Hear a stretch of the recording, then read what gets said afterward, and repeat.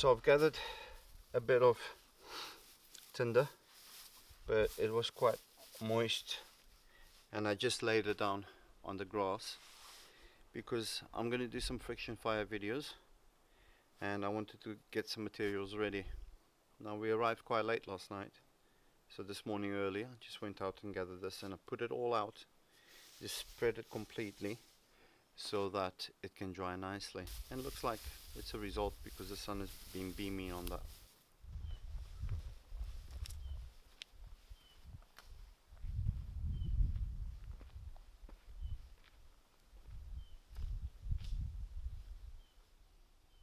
Probably the worst thing to have is a chest infection when you want to do friction fire, because obviously you do need a bit of stamina for it, and with my chest being like this, it's going to be a bit pant. Well, that's my 3 sticks I'll be using. Let's see how it goes.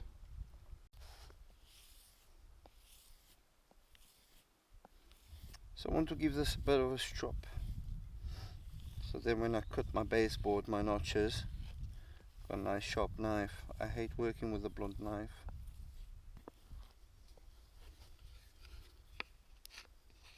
That'll do. Now this is quite short, believe it or not.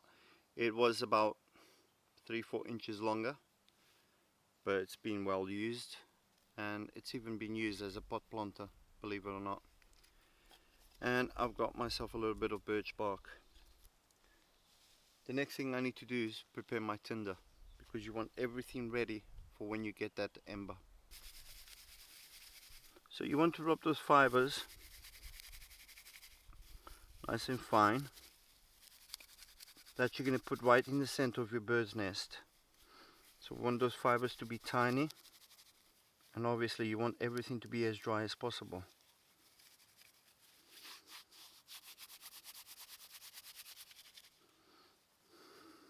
There you go. I think that should be okay. So now, to create my bird's nest, and this is not really ideal, this is quite a small one, should be longer, but that's all I had to work with today. You just stick that there, and we'll get that just put aside there so it doesn't blow away.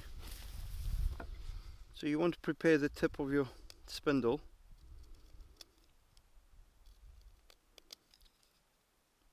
Let's get that ready.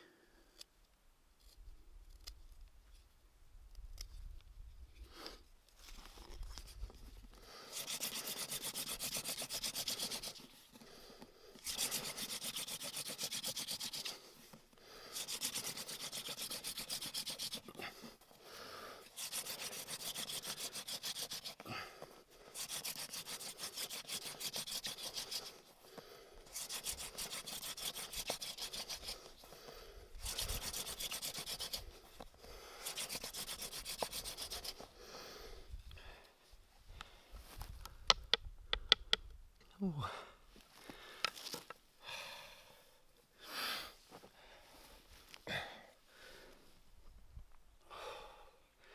And as I said, that chest infection is not going to help, but I've not used this set for a long time, and that one there is just too fiddly for me to hold, so I switched to the bigger one.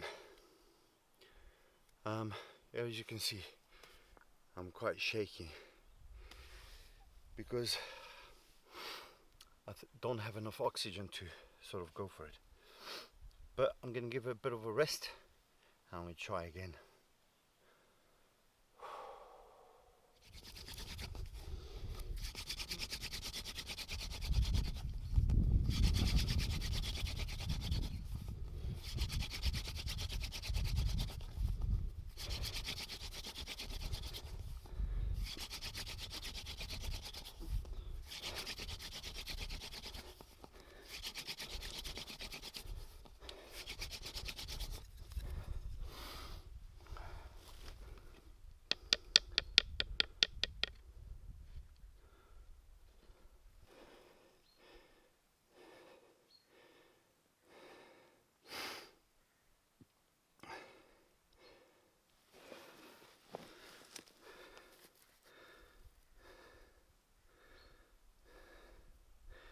after a few attempts. I got it. Now, let it smother away. You don't have to rush with that. It will go.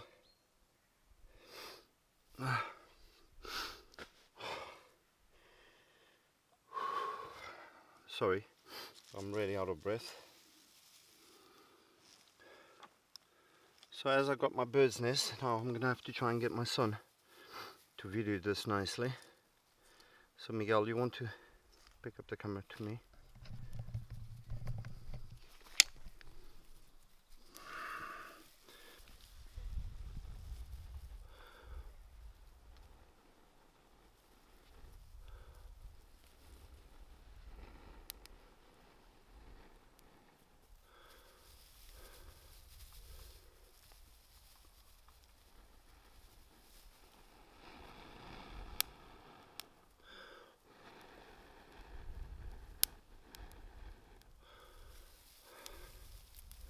Don't think this is going to be successful, to be honest with you, because my bird's nest is quite small.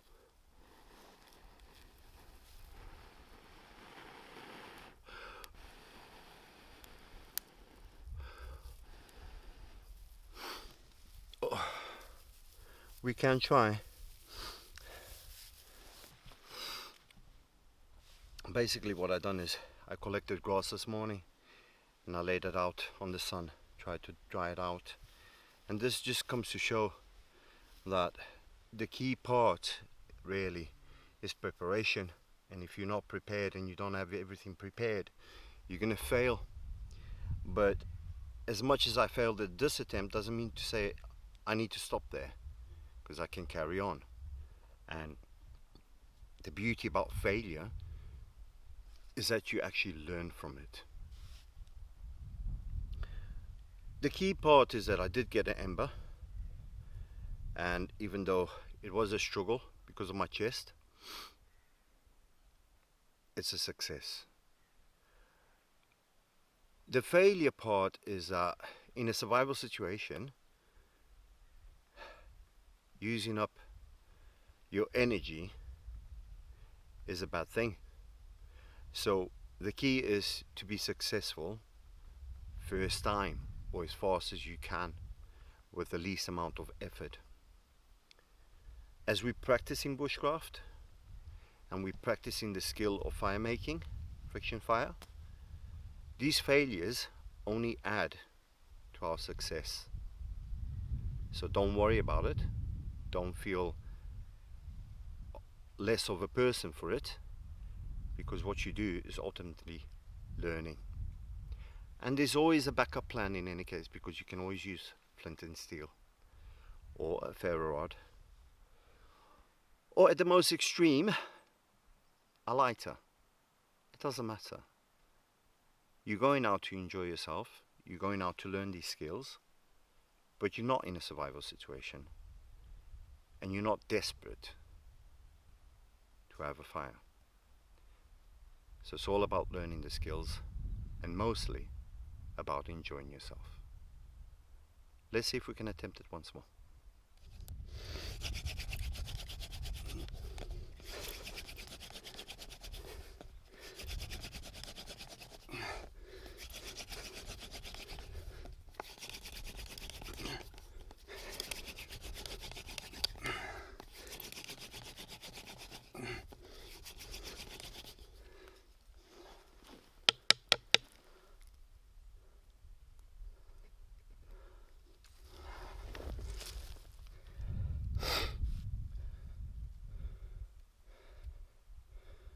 Okay, second attempt at this, or third or fourth or fifth, forgot now how many attempts there's been.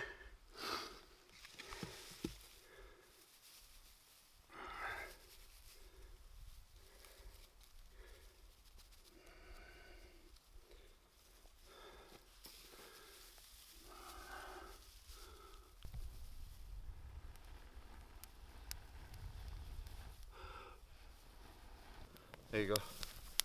No, we don't want that. I don't want a fire. I never did want a fire. All I wanted is to show, if you persevere, you will get there.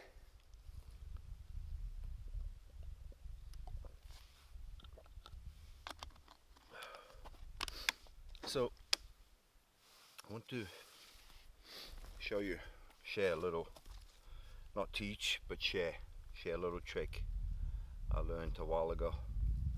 I think, where did I get this from? Paul Smith, brilliant guy. And I think if you starting out, it's an absolutely brilliant method to use. I can't remember what he called it at the time, but if you got yourself a nice spindle but your pith is too wide, then what you can do, you can put what's called a plug, so you can plug it, and that way you get a solid core, and sometimes really good. I think I've only used this once, this method, but it's worth having, because if you go out and you get a nice stick for spindle,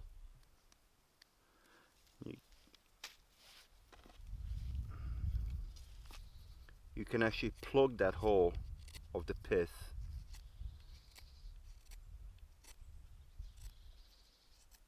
and in this case I'm going to use a bit of clematis,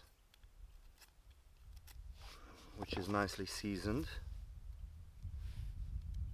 and I'm going to plug that in there. But I'm also going to try not to split this, so I'm just going to plug it until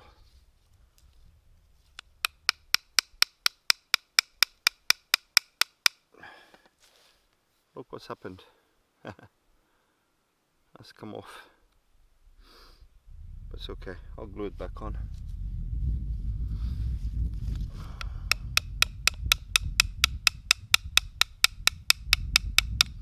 So you want it in nice and tight there, but you don't want to split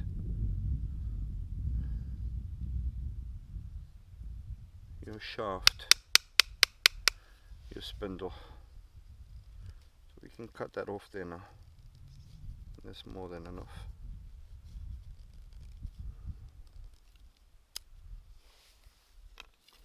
And you'll see, I don't know if that's focusing, but that's nicely plugged there. And then you just reshape your tip.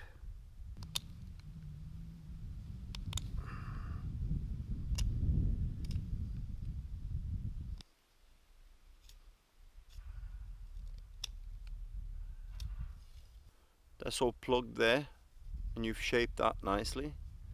So we can start burning that in now. Let's have a go. Let's see how that burns in actually. The beauty about having a long spindle, really, I mean, that's about what, 2 foot, 1.5 foot, something like that. If you look at the one I was using before, it's nearly double the size.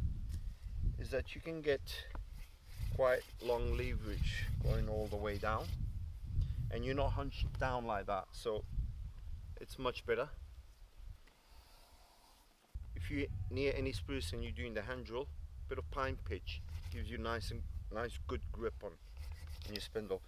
But yeah, you got long leverage to go all the way down, and you're not hunched back all the time, so that's really good.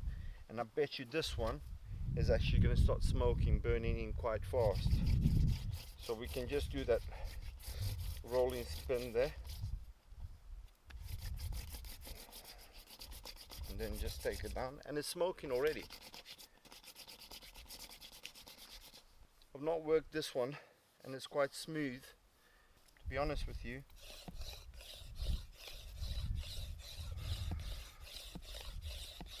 I can't get a grip on it. This is one of my new ones that I've used. So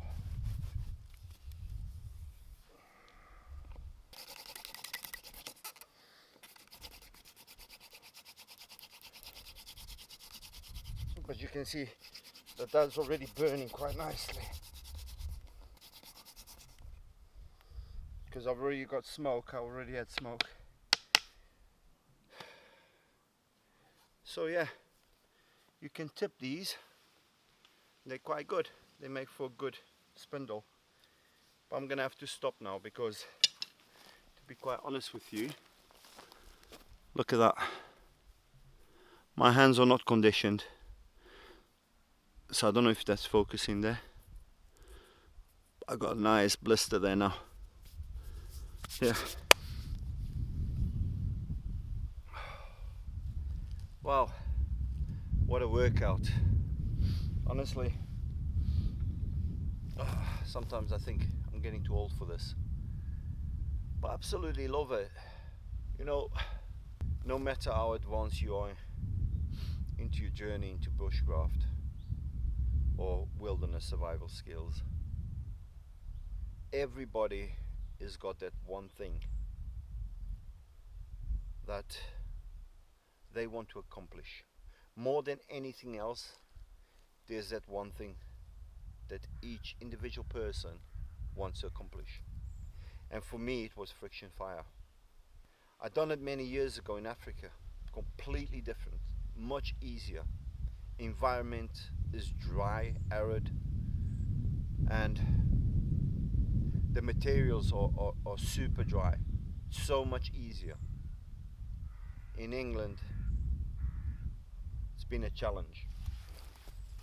And even though I think that the hand drill is by far one of the best fire making methods out there, I would be a bit wrong if I applied that to the UK.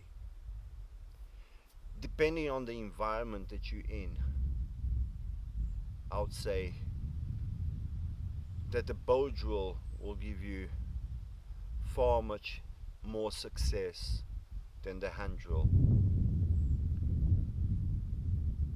If you're very experienced on the materials that you're looking for, where to find them, and on the technique itself, then I'm pretty sure that you could harvest a spindle and a baseboard and be successful in the hand drill in the UK most times of the year. But you would still have to find your tinder in order to make that fire successful. And I'm not saying it's not doable. What I'm saying is it's far more difficult than using a bow drill. So if you're starting out and you actually want to use primitive fire skills when you go out and be successful with friction fire, I would say the method for you to go down would be bow drill. But otherwise, I would say that this hand drill for me is the most satisfying method of making a fire, apart from flint and steel, that is, which I absolutely love. For me, that one thing was a hand drill. Would you like to get your hands on one of these? Wilderness Axe Skills and Campcraft by Paul Kirtley, an absolutely brilliant book, signed by him, and you can win it. All you got to do is head over to his channel, description in the link, or link in the description. Head over to his channel, subscribe to his channel, come down here and put a comment, I want the book, and I will enter you into the competition of getting this book, a signed copy from Paul Kirtley. Let me know. Get down there, put some comments down, and let us know how you enjoy friction fire. Let us know how you light your fires. Do you use a lighter? And that's fine as long as you enjoy yourself. But if you are in the process of friction fire and learning it and practicing it and playing with it and advancing in it, let us know. Give us a shout down below.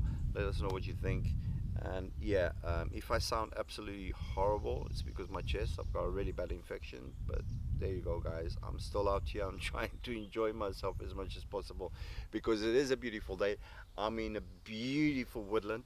It's absolutely amazing, and I'm enjoying myself. Paul, thank you very much for the book. It's absolutely beautiful. It's amazing. Lots of information in that.